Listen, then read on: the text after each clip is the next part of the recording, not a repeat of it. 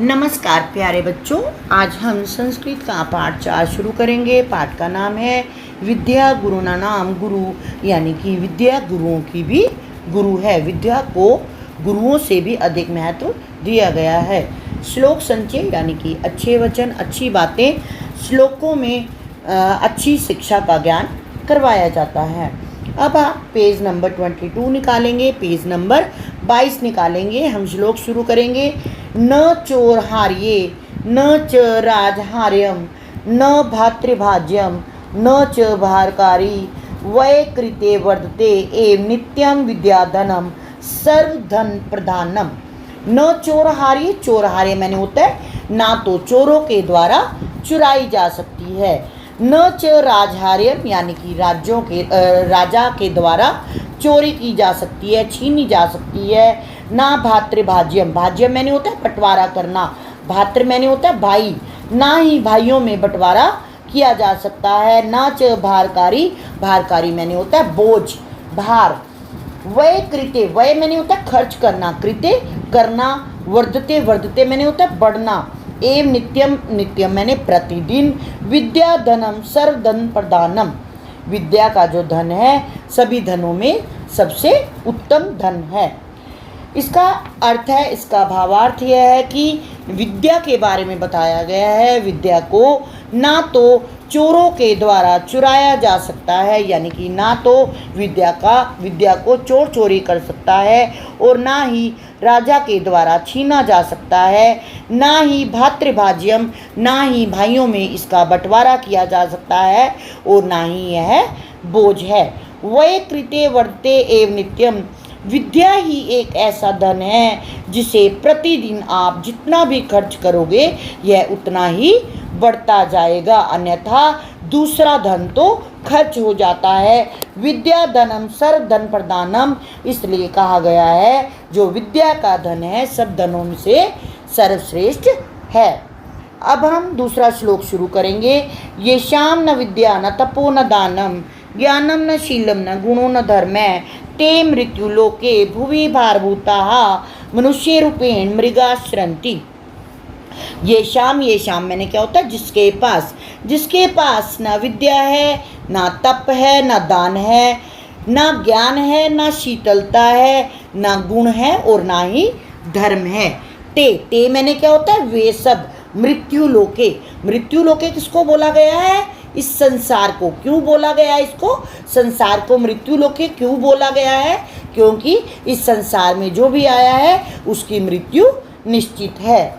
भुवि, भुवि मैंने होता है भार, भारभूता मनुष्य रूपेण मृगाश्रंति, मृगाश्रंति मैंने हिरणों की भांति मनुष्य के रूप में, जिसके पास ना विद्या है, ना तप है, ना दान है, ना ज्ञान है, ना शीतलता है, ना गुण है, ना धर्म है, वे इस संसार में भार के समान मनुष्य के रूप में पशुओं की भांति विचरते हैं, यानी कि वे इस संसार में भार के समान हैं और मनुष्य के रूप में पशुओं की भांति विचरते हैं, घूमते हैं। अब हम तीसरा श्लोक शुरू करेंगे।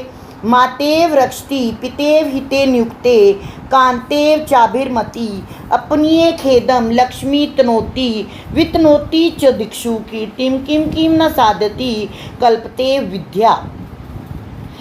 मैं आपको पहले भी बता चुकी हूँ, ये जो सारे श्लोक है विद्या के बारे में बताए गए हैं। यहाँ भी विद्या के बारे में ही बताया गया है कि जो विद्या है वो माता की तरह ही रक्षा करती है। मातेव रक्षति, माता की तरह रक्षा करती है।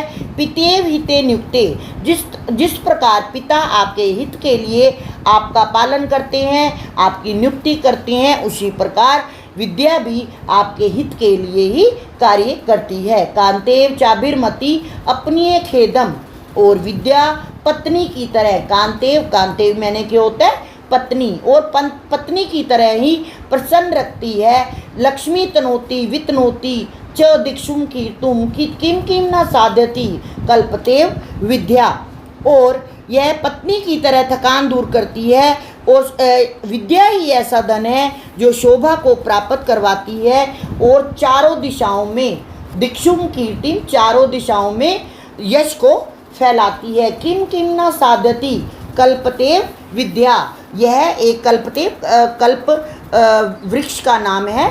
कल्पतरु एक वृक्ष का नाम है और उस वृक्ष की यहाँ पर उस संज्ञा दी गई है कि कल्पतरु वृक्ष के समान विद्या क्या क्या नहीं बताती आपको। विद्या नाम, अब हम अगला श्लोक पढ़ेंगे। विद्या नाम नरस्य रूपम धिकम प्रछन्नन गुप्तम धनम, विद्या भोग करी यश सुख करी विद्या गुणाम गुरु, विद्या बंधुजनो विदेश गमने, विद्या परम दैवतम, विद्या राजसु पूजिता न तू धनम, विद्या विहीन पशु। इसमें क्या बताया गया है? विद्या नाम नरस्य, नरस्य मैंने क्या होता है? मनुष्य, रूपम धिकम मैंने प्रछन्नन गुप्तम मैंने होता छिपा हुआ।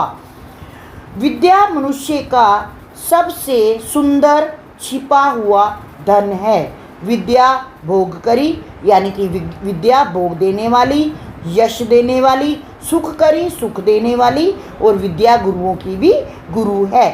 विद्या बंधुजनों विदेश गमने, विद्या परम दैवतम, विद्या राजसु पूजिता नातु धनम, विद्या विहीन पशु, यानी कि विदेश जाने पर बंधुजनों के द्वारा विदेशों में विद्या का ही पूजन किया जाता है। विद्या राजसु पूजिता, विद्या राजाओं के मध्य भी पूजी जाती है, ना कि धन, यानी कि राजाओं के मध्य भी विद्या का ही पूजन किया जाता है, ना कि धन का।